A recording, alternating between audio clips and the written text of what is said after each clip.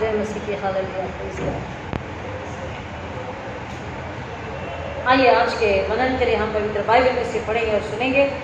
नए नियम में से गलातियों की किताब, गलातियों की पौलुस की पत्री, गलातियों के नाम पौलुस का पत्र, लेटर, खत, उसका 4 अध्याय, उसका 30 और 31 वचन।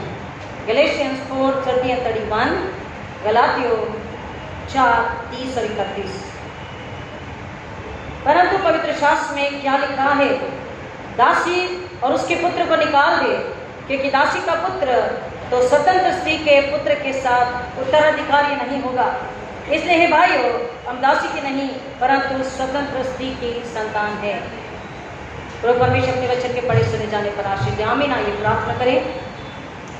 खुदा यीशु के नाम में पवित्र आत्मा के जरिए फिर एक बार आपके पास आते हैं। मेरे मुख के शब्द, हमारे हृदय के विचार आपको कबूल हो, इसलिए अपनी बुद्धि, समझ, शब्द, ज्ञान, इच्छा पिता पवित्र आत्मा के द्वारा दे करके पिता परमेश्वर हर एक को आत्मा के गान, आत्मा की भूख और प्यास से भर दीजिए कि सुने समझे स्वीकार विश्वास करे और आपकी महिमा के लिए समर्पित हो। खुदा यीशु की सलीब को, मौत को, पुनरुत्थान को महिमा मिले और शैतान लज्जित और सामने दीजिए। एक और आत्मा बच के आपके घर में आ सके पिता, एक और आत्मा पाप से छुटकर स्वतंत्रता में आए, यीशु की आज़ादी को पाए। खुदा यीशु की महिमा सामने दीजिए, यीशु मसीह के नाम में आमीन। परमेश्वर का धन्यवाद करेंगे आज की सुंदर सुबह के लिए कि फिर एक बार हमें सुंदर अवसर मिला कि हम उसके घर में आकर उसके नाम की आराधना, महिमा, स्तुति कर सके। बहुत साल पहले कई सारी किताबों को लिखने वाले मिशनरी, परमेश्वर की सेवा करने वाले परमेश्वर के दास, उन्होंने अमेरिका के लिए कहा कि America is a good country, beautiful country, it's a rich country, अच्छी, सुंदर और उन्नति को पाई हुई, आर्थिक बातों में सक्षम, टेक्नोलॉजी में सक्षम ऐसा देश है। लेकिन वुडरो विल्सन कहते हैं America cannot survive without getting the healing और रिडीम्ड स्पिरिचुअली। वुडरो विलियम कहते हैं no nation can survive materially unless it is redeemed spiritually. आत्मिक रूप से अमेरिका के लिए उन्होंने कहा क्योंकि अमेरिका पाप की गुलामी में, दासत्वता में चले जा रहा। और आज भी अगर अमेरिका को देखते हैं, हम सभी जानते हैं अमेरिका के क्या हालात। America used to be an example away back in history. क्या था? उदाहरण था। लेकिन आज अमेरिका के क्या हालात, क्योंकि मसीह से दूर अपनी जिंदगियों में खोए हुए, मसीह के नाम का प्रचार भी नहीं। अगर प्रचार नहीं तो खुद की भी जिंदगियों को खुदा के हाथों में नहीं दे रहे। और इसलिए कई सारे प्रचारकों ने यही बात कही। और वुडरो विल्सन कहते हैं no nation can survive materially unless it is redeemed spiritually. It is too late for America, is it? क्या अमेरिका के लिए बहुत लेट हुआ? वो कहते हैं it's in the light an America that's rolling in luxury. आराम में, सुकून में, बहुतायत में बढ़ रही है।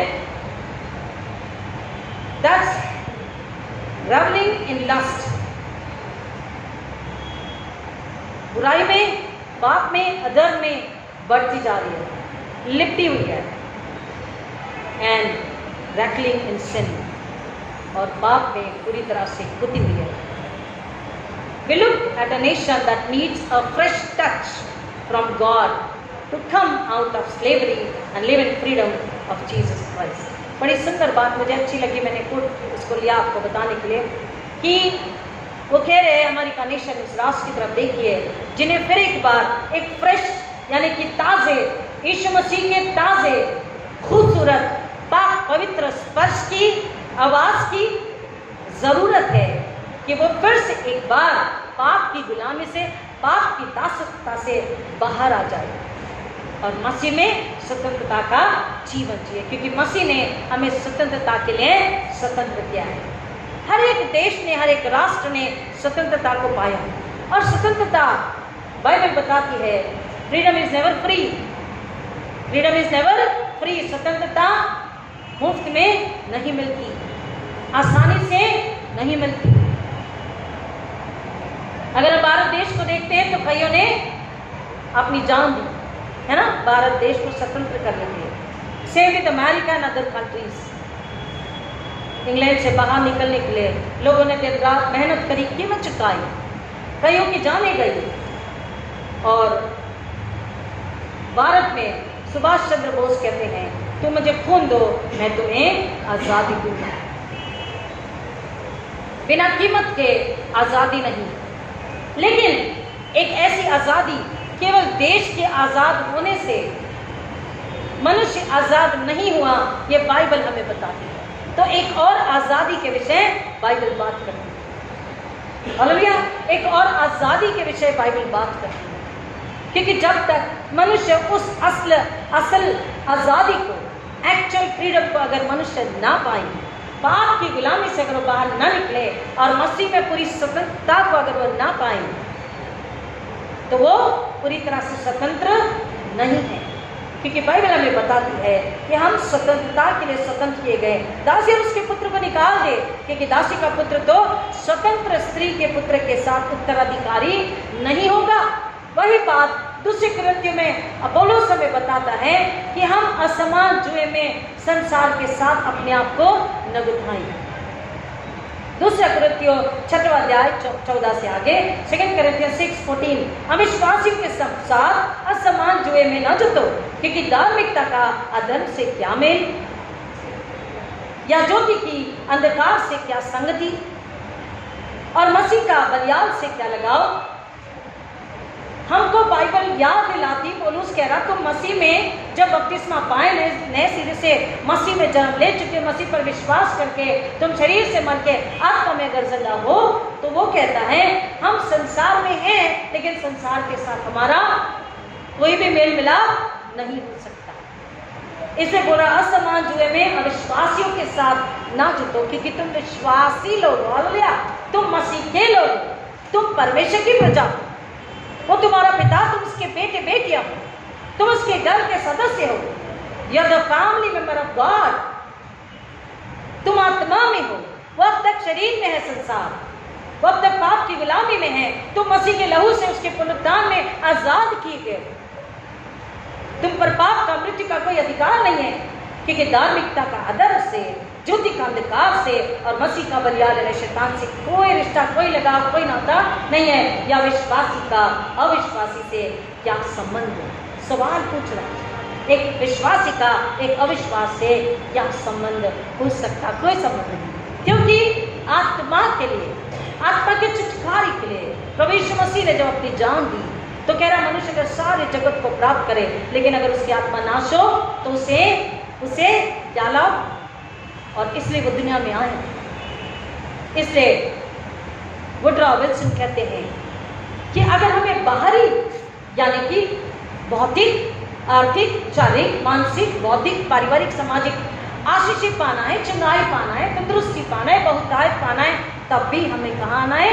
यीशु मसीह के पास आना है कि पहले पूरी आजादी को ले ले, हालेलुया, आमीन, पहले पूरे छुटकारे को ले ले, आत्मा मसीह में आ जाए और फिर बाकी की आशीष, बाकी का छुटकारा वो कहता है हमें अपने आप मिल जाता है। यहाँ मूर्तियों से परमेश्वर के मंदिर का क्या समझौता? क्योंकि हम तो जीवित परमेश्वर के मंदिर हैं, जैसा कि परमेश्वर ने कहा मैं उनमें निवास करूंगा और उनमें चला फिरा करूंगा। हालेलुया, ब्यूटीफुल, अच्छा लगता है, ये मुझे बहुत पसंद है। मैं उनमें निवास करूंगा और उनमें चला फिरा करूंगा और मैं उनका परमेश्वर होगा और वो मेरे लोग होंगे। वो हम में निवास करना चाहता है। हमने पिछले बार को पवित्र प्रभु भोज लिया और पवित्र प्रभु भोज में हमने जाना कि फिर से उसके साथ हमारी पूरी पवित्र और फिर से एक नई संगति होगी, the total, the pure, the Holi intimacy, हम उसमें और वो हम में। एक नई वाचा यिर्मयाह में उसने बोला मैं तुम्हारे हृदय पटल पर लिखूंगा, तुम्हारा हृदय मुझे चाहिए क्योंकि उसमें मैं रहना चाहता हूँ। इसलिए वो कह रहा मूर्तियों से परमेश्वर के मंदिर का क्या समझौता? क्योंकि हम तो जीवित परमेश्वर के मंदिर है। हम कौन है? जीवित परमेश्वर के मंदिर है।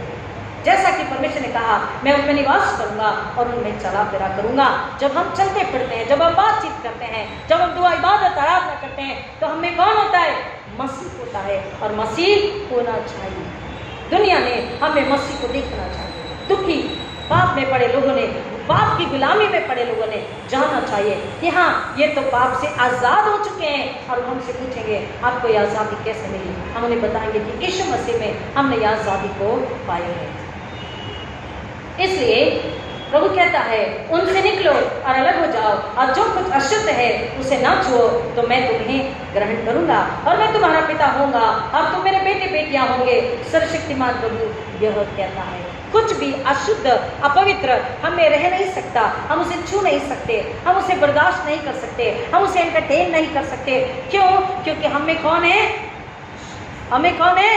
यीशु मसीह। हालेलुया। कितने खुश है इस बात को जानने दोबारा से। I know you know it, but फिर एक बार परमेश्वर का वचन हमें याद दिलाता है। 6 दिन के बाद 7वें दिन जब हम परमेश्वर के घर में आते हैं, तो वो कहता, दुआ करना सिखाया कि खुदा की मर्जी हो हमारे द्वारा, उसकी मर्जी हो, उसकी इच्छा पूरी हो, उसकी महिमा हो, उसका जलाल हो। और वो कह रहा है, अगर आज हम इस बात से खुश और आनंदित होते हैं, अपने आप को जांचते परखते कि हाँ, कहीं गलती से संसार के साथ हमने समझौता नहीं कर लिया तो नहीं कर लिया, कहीं हाथ तो नहीं मिला लिया। खुदा आपका धन्यवाद, आपका शुक्र है कि आपने हमें याद दिलाया कि मैं आप में हूँ, मैं मसीह का मंदिर हूँ। हालेलुया। वचन कह रहा है कि हम स्वतंत्रता के लिए स्वतंत्र किए गए। गलातियों की किताब हमने 4 पढ़ा कि 30 और 31, दासी के पुत्र को निकाल दे, क्योंकि दासी का पुत्र तो स्वतंत्र स्त्री के पुत्र के साथ उत्तराधिकारी नहीं होगा। जो आत्मा में मसीह के साथ है वही स्वर्ग राज के अधिकारी होंगे। इसलिए भाइयों, हम दासी के नहीं परंतु स्वतंत्र स्त्री की संतान है। अब्राहम, इज़ाक, याकूब का परमेश्वर, वायदे का परमेश्वर अपने वायदे को भूलता नहीं। जिसने अब्राहम से वायदा किया था, वो वायदे आज भी हमारे पूरा करता है। और 5:13 में कहता है, हे भाइयों, तुम स्वतंत्र होने के लिए बुलाए गए हो। इस स्वतंत्रता को शारीरिक इच्छा पूर्ण करने का साधन न बनाओ, परंतु प्रेम से एक दूसरे की सेवा करो। शारीरिक इच्छा, शारीरिक लालसा, परमेश्वर ने जो नियम दिए हैं उसके अनुसार जब शारीरिक इच्छाएं पूरी होती हैं, तब तक तो परमेश्वर कहता ठीक है, लेकिन बाइबल के अनुसार, नियमों के अनुसार, कायदे कानून जो बाइबल में दिए गए उसके अनुसार हम मसीह के होकर अगर बुराई पाप में रहते हैं, तो कहता है कि फिर हम उसकी सेवा नहीं कर सकते, हम उसमें बने हुए नहीं हैं। और इसलिए कहता कि देश में तो तुम आज़ाद हो, लेकिन पाप की गुलामी में हो। इसलिए तुम्हें कौन चाहिए? किसकी ज़रूरत है? मसीह की ज़रूरत है कि यीशु मसीह में तुम फिर एक बार आज़ादी को, छुटकारे को, पूरे उद्धार को, पूरी आज़ादी को, पूरे आराम को, पूरे सुकून को, पूरे आनंद को फिर से पालो और संसार तुम में देखे मसीह की आज़ादी को और मसीह की महिमा करे। हालेलुया। वचन कहता है, मेरे साथ में आप आएंगे, 1 तीमुथियुस उसका 1 अध्याय और 15 वचन। 1 तीमुथियुस 1 अध्याय 15 वचन। यह एक विश्वसनीय और हर प्रकार से ग्रहण योग्य बात है कि मसीह संसार में पापियों का उद्धार करने के लिए आया। मसीह दुनिया में क्यों आया? पापियों का उद्धार करने के लिए। तो हमारा जब यीशु हमारा उद्धार करने आया, हमने मसीह को पाक और शराबानी में अपने अंदर लिया, तो हम क्या पाप कर सकते हैं? बोले ना, क्या हम पाप में जी सकते हैं? नहीं, क्योंकि यीशु मसीह ने हमें पाप से निकाल दिया। बोल रहा ये बात एक विश्वसनीय हर प्रकार से मानने योग्य है कि मसीह संसार में पापियों का उद्धार करने के लिए वो हमारे उद्धार को अगर हम पा चुके मसीह में, तो हम पाप में दोबारा नहीं जा सकते हैं। और पौलुस कहता है, जिनमें सबसे बड़ा मैं हूँ। फिर भी मुझ पर इस प्रकार दया हुई कि मसीह यीशु मुझ सबसे बड़े पापी में अपनी पूर्ण सहनशीलता प्रदर्शित करे कि मैं उनके लिए जो उस पर अनंत जीवन के निमित्त विश्वास करेंगे आदर्श बनूं। हालेलुया, आमीन बोलिए। वो क्या चाहता है कि मसीह यीशु ने पहले हमें पाप में देखकर धीरज रखा, बर्दाश्त किया, सहनशीलता दिखाई, हम पर रहम किया, हमें माफ किया, हमें सह लिया, हमारे पाप अधर्म अपराध को ले लिया, हमारे बदले के दंड को ले लिया, हमारे बदले जान दे दी, मौत को ले ली, पुनरुत्थान दिया। इसलिए कि अब कहता है कि अब हम उस पाप की गुलामी से, डिपेंडेंसी से निकलकर इंडिपेंडेंसी में आ जाएं। और डिपेंडेंट अगर हो तो किस पे डिपेंड रहे? केवल मसीह यीशु पर। जब हम मसीह में आजाद हो जाते हैं तो कहता है फिर संसार में हम मसीह के लिए आदर्श बने होते हैं। हालेलुया, आमीन। मसीह के लिए आदर्श बनना है। किसके लिए? बोलिए, मुझे और मेरे घराने को मसीह की आजादी के द्वारा मसीह के लिए संसार में आदर्श बनना। आमीन। देखिए कितना सुकून मिलता है। हम कितने ब्लेसेड है, धन्य हैं कि परमेश्वर ने एक बड़ी सेवा, एक बड़ा काम, एक बड़ा उद्देश्य हमारे जीवन में दिया है कि संसार को पाप से हमें निकाला। बस उसे बताना है, भाई मेरे बहन, मेरे आंटी अंकल, बेटा ये गलत है, ये गुनाह, ये पाप है और इसकी सजा मौत है, लेकिन यीशु ने उस सजा को ले लिया। आप डरो मत, यीशु आपसे प्यार करते हैं। यीशु को स्वीकारो, यीशु पर विश्वास करो और अपना पूरा छुटकारा, अपनी पूरी आजादी आप ले लो। हमें लोगों को बताना है ताकि वो मसीह में पूरा छुटकारा, आनंद, आजादी, सभी जीवन पाकर मसीह के लिए आदर्श बने और एक आत्मा को आजादी वो दिला सके। उसी किताब में 5 और 8 में सुंदर वचन है, इसीलिए हम उसको ऐसा पढ़ना चाहिए। इसीलिए अब आएंगे उसी किताब की, उसी लेटर की 1 तिमोथी 5:8 में। 5:8 1 तिमोथी 5:8। परंतु यदि कोई अपने लोगों की और विशेषकर अपने परिवार की देखभाल नहीं करता तो वह अपने विश्वास से मुकर गया और एक अविश्वासी से भी निकृष्ट है। क्या बोल रहा है? पहले इसलिए मैंने बोला, इसलिए पहला क्या है? उसने सहनशीलता दिखाई, हम पर रहम किया, हमसे प्यार किया, हमारे गुनाहों को माफ किया कि हम मसीह के लिए क्या बने? आदर्श बने। और जब आदर्श हैं, इसीलिए इस आदर्श को हम इसे हर एक को, हम हर एक अपनी आत्मा से इस घड़ी बोले, मैं मसीह की आदर्श हूँ, मैं मसीह का आदर्श हूँ। तो मुझे, मेरे घराने को, मेरे परिवार को क्या करना है? देखभाल करनी है। प्रार्थना के द्वारा, वचन के द्वारा, गुप्त प्रार्थना के द्वारा, गुप्त उपवास, रोजों के द्वारा मांगना है कि खुदावन मेरे घराने को पाप से, अधर्म से, संसार से समझौता करने से बचा ले और मेरा घराना भी आपका ही आदर्श बना रहे। ये हमको अपने परिवार के लिए प्रार्थना करना है, क्योंकि बोलता अगर हम आत्मिक रूप से अपने परिवार की फिक्र नहीं कर रहे, उनका ध्यान नहीं रख रहे, उन्हें गुलामी से नहीं खींच कर निकाल रहे हैं, तो हम कैसे हैं? बोल रहा है वचन कि हम अपने विश्वास से फिर मुकर गए हैं। हम फिर से वापस से संसार में तो नहीं चले गए, हम अपने विश्वास से मुकर गए। और अगर भी कर गए हैं तो कह रहा एक अविश्वासी से भी हम निकृष्ट हैं। We are less than unbeliever।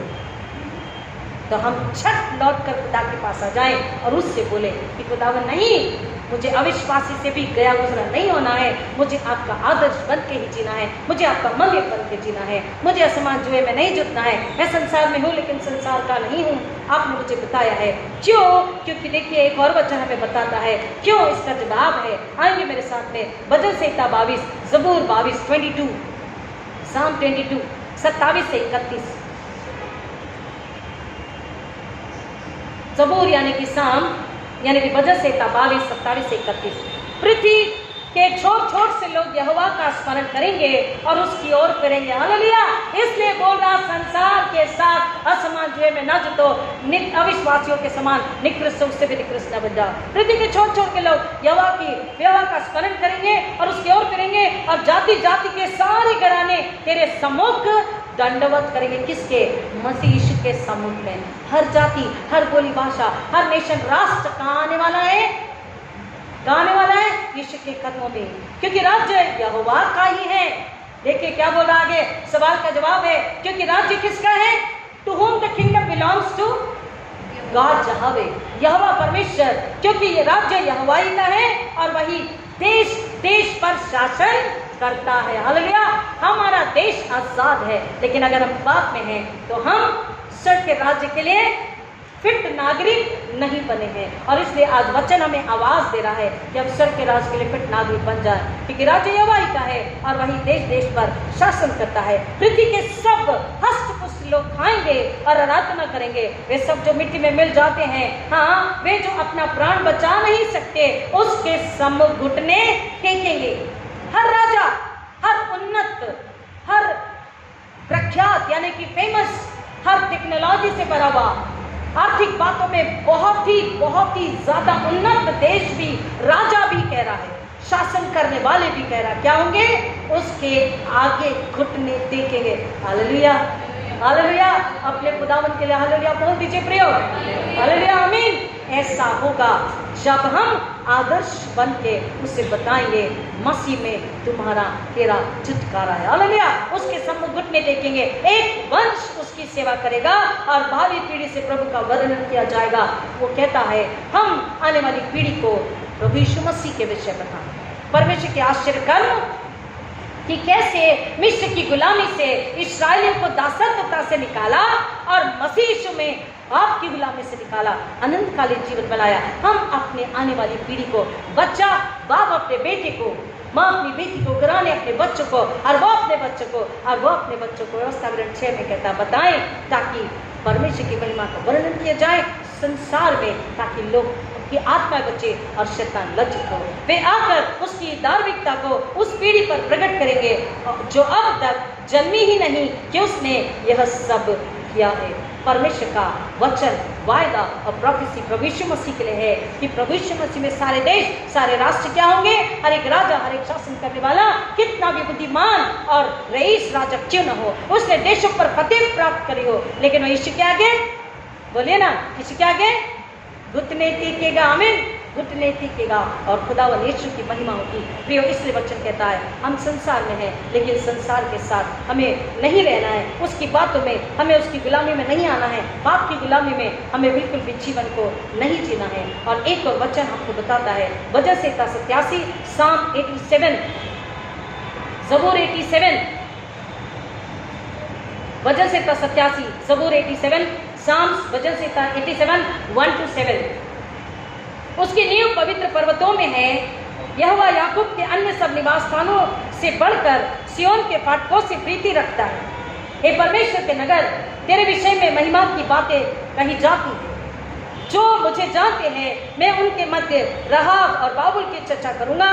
फलिष्ट, सूर और इथियोपिया को देखो, यह वहां उत्पन्न हुआ था, परंतु सिय्योन के विषय तो यह कहा जाएगा, अमुक अमुक लोग उसी में उत्पन्न हुए थे और परम प्रधान आपकी उसे स्थिर करेगा। यह वह देश देश के लोगों की गणना करते समय लिखेगा, यह वहां उत्पन्न हुआ था। यह गाने वाले और बांसुरी बजाने वाले दोनों कहेंगे, मेरे आनंद के सब सोते तुझ ही में हैं। हमारा एक देश है। कौन सा देश है? सिय्योन देश। सिय्योन देश हमारा है देश, रहते हैं हम परदेश, जाएंगे हम अपने देश। सिय्योन देश हमारा है देश, रहते हैं हम परदेश, जाएंगे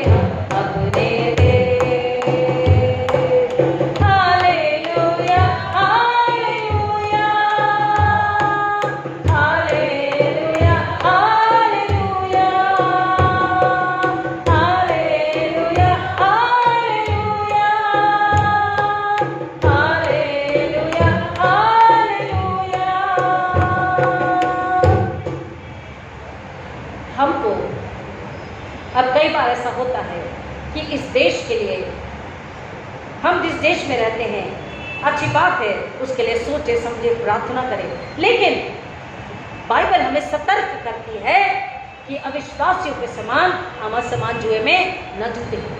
कई तरह के गीत, कई तरह के नारे हम नहीं लगा सकते, क्योंकि हम मसीह के हैं, हम पवित्र आत्मा के मंदिर है, हम मसीह की देह है, वो सिर है। हमारी जुबानों पर यीशु मसीह पवित्र आत्मा होता है, तो हम उन बातों को अपनी जुबान से, उन नारों को, उन गीतों को अपनी जुबान से नहीं दोहरा सकते, भावनाओं में न बह जाए। हाँ, हमारे देश के लिए हमें प्रार्थना करनी। क्या प्रार्थना करनी प्रियो? क्या प्रार्थना करनी है? बहुत सिंपल है। हमारे देश के लिए प्रार्थना करनी है कि हमारा देश सुसमाचार सुनने के लिए ये नहीं आत्मा के कान खोले, हमारा देश सुसमाचार सुनने के लिए तैयार रहे, यीशु को अपनाने के लिए, यीशु पर विश्वास करने के लिए तैयार हो, ताकि वो आत्मा विनाश में से बचे। हालेलुया। हमें देश के लिए प्रार्थना जरूर करनी है। जो सुसमाचार सुना रहे उनके लिए प्रार्थना जरूर करनी है, लेकिन हमको कई सारी बातें हैं जिनसे सतर्क रहना है, जिनसे हमें समझौता नहीं करना है, जिनसे हमें हाथ नहीं मिलाना है, क्योंकि वचन कहता है हम स्वतंत्रता के लिए स्वतंत्र किए गए हैं। और स्वतंत्र यदि फिर से गुलामी में जाता है तो फिर गुनाहों की माफी के लिए कोई बलिदान बाकी नहीं है। एक आखिरी वचन पढ़ते हैं 119:45 119:45, और मैं स्वतंत्रता से चलूंगा क्योंकि मैं तेरे उपदेशों का खोजी हूँ। हमको वचन याद दिला रहा है कि हमको उसके वचन का, उसकी सामर्थ का, अनंतकालीन जीवन का, ईश्वर का भूखा प्यासा खोजी होना है। और जब हम उसके लिए भूखे प्यासे होते हैं तो हम पाप से हटकर, संसार से हटकर, शरीर से हटकर आत्मा में जीवन जीने के लिए तैयार होते हैं। स्वतंत्रता में हम चलते हैं। वो कह रहा मैं स्वतंत्रता में चलूंगा, Psalm 119:45, मैं स्वतंत्रता में चलूंगा क्योंकि मैं तेरे उपदेशों का खोजी हूँ। परमेश्वर ने पापियों के उद्धार के लिए यीशु मसीह को दिया, और वो कह रहा है जब हम मसीह की स्वतंत्रता में आ गए हैं तो हम उसकी आज्ञा पालन करने में, उसके उपदेशों में, उसके वचन में, आत्मा के जीवन में, अनंतकालीन जीवन के लिए, अपनी सूली लिए, मसीह की महिमा के लिए, उसके नम्र पात्र होते, उसकी गवाह होते आगे बढ़े, उसके आदर्श होकर दुनिया में जिए, ताकि वो हम में क्या करें, अपनी महिमा कराएं, एक आत्मा नाश होने से बच सके। कई सारे नारे हैं जो 15 अगस्त को लगाए जाते हैं, कई सारे गाने हैं जो गाए जाते हैं, हम ध्यान रखें उन गानों को। अच्छा मुझे बताएं प्लीज, मैं कह रही इसलिए नहीं, आप अगर आपको पता है ये बात तो कितने लोग सहमत है, तो जरा हाथ खड़े देखो मैं कि कई सारे नारे हमें नहीं लगाने। Praise God, praise God, hallelujah. आपको पता है ये बातें, इसका मतलब thank you, God bless you. आपको पता है ये बातें, कई सारे नारे हमें नहीं लगाने, कई सारे गाने हमें नहीं गाने हैं, हमको भावनाओं में नहीं बेचाना, हमें दुआ करना है कि यीशु मसीह ने सिखाया कि राज्य, राजा वो है और राज्य उसका है, और अधिपति, शासक वही है। तेरा नाम पाक माना जाए, तेरी बादशाह आवे, जैसी तेरी मर्जी आसमान में वैसे ही जमीन पर भी पूरी हो। प्रियो, हमें उसकी आज्ञा पालन करना है, क्योंकि अगर हम आज्ञा पालन नहीं करेंगे तो बाद में हम इसको देखेंगे कि आज्ञा नहीं मानने से, यिर्मयाह की किताब में बताया है, जो आज्ञा नहीं मानता है, स्वतंत्र होकर के भी अस्वतंत्रता का जीवन जीता है, पाप की गुलामी में जीता है, परमेश्वर का क्रोध कहता है, किस तरह से उतेला जाता है, इसको हम बाद में देखेंगे। लेकिन आज का वचन हमें बता रहा है कि हम इस देश में जरूर रहते हैं, लेकिन हम कहाँ के हैं? असली देश कौन सा है हमारा? सिय्योन देश। हालेलुया, आमीन। और हम विश्वास में इंतजार करें, प्रार्थना करें कि यीशु मसीह आप जल्दी आए, क्योंकि आपने क्या किया है? हमारे लिए अपना खून दिया, लहू बहाया है हमें बचाने के लिए। हम आपकी कुर्बानी को, आपके बलिदान को व्यर्थ में नहीं जाने देना चाहते। खुदा हमारे विश्वास को बढ़ाइए, हमारे धीरज को बढ़ाइए, हमें अपनी सामर्थ से भरिए, पवित्र आत्मा की अगुवाई में चलाइए। यीशु आप जल्दी आइए ताकि आप हमें बाद में उठा ले जा सके। और प्रियो, जब हम उसके साथ होंगे मसीह में, एक आनंद जो अलग आनंद है, वो हम समझ, रूप बदल जाएंगे, देह बदल जाएंगी, और प्रियो मसीह के साथ एक होंगे। आज भी मसीह में एक है, लेकिन अगर हमको ऐसा लगता, वचन सुनने के बाद हमारे अंदर से अगर आवाज आती है कि मुझ में कहीं भी कोई भी किसी भी प्रकार की कमजोरी या गुलामी पाई जाती है, संसार से समझौता है, तो वो कह रहा है अपना बोझ मेरे चरण में रख दो, मैं तुम्हें दूंगा, मैं तुम्हें शुद्ध पाक साफ करूंगा, मैं तुम्हें नया बनाऊंगा, मैं तुम्हें तरोताजगी में, सामर्थ में, खुशी में, ज्ञान में, अपनी समझ में भर करके अपनी महिमा के लिए मैं तुम्हें क्या करूंगा? इस्तेमाल करूंगा। प्रभु बच्चों की गहराई में जाने आशीष करे। आइए दुआ करें। खुदा ना आपका शुक्र करते हैं, यीशु मसीह को आपने दिया कि हम अपनी आत्मा का छुटकारा नहीं, फिर से आपसे मेल मिलाप करवाया कि हम फिर से स्वर्गीय घर के वारिस बन सके, उत्तराधिकारी बन सके।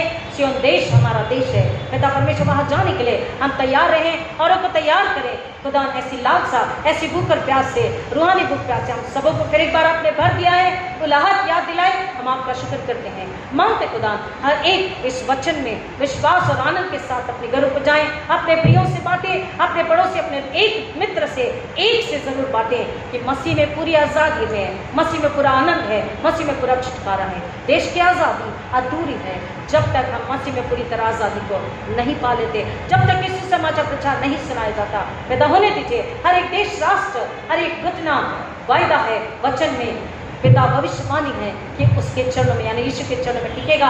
और हम जब आदर्श बन के जिएंगे, सुसमाचार सुनाएंगे, आत्मा बचाई जाएगी। यीशु के चरणों में आइए। खुदा हम सबों का, इस कलीसिया का, तमाम अन्य 4 कलीसिया का, मैं तो का अब इस्तेमाल कीजिए।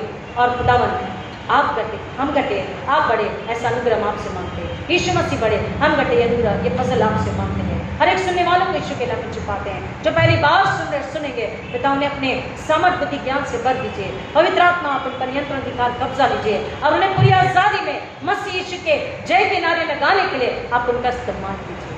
सारी महिमा आप अर्पित करते हैं, सारा जलाल आप अर्पित करते हैं। आत्मिक आजादी के लिए, शारीरिक आजादी के लिए, भौतिक आजादी के लिए, आर्थिक आजादी के लिए, पारिवारिक सामाजिक आजादी के लिए यीशु मसीह आपका धन्यवाद करते हैं। पवित्र आत्मा सहायक आपसे प्यार करके आपका धन्यवाद करते हैं। हम सबों को अपनी महिमा के लिए इस्तेमाल कीजिए। हम नम्र होते हैं, आपके चरणों में समर्पित होते हैं। हमें उठा के दमांच के नया बना के अपनी महिमा के लिए इस्तेमाल कीजिए। हम घटे यीशु बड़े, यीशु को महिमा मिले, ऐसा होने दीजिए यीशु मसीह के नाम में आमीन। और हमारे खुदा यीशु मसीह का फजल, खुदा बाप की मोहब्बत और खुदा बाप रूह की रफ़ाक़त, सुकून आराम आप सबों के साथ, हर एक जो पहली बार सुन रहा सुनेगा उनके साथ खुदा यीशु मसीह के दोबारा आने तक हमेशा हमेशा बनी रहे। आमीन।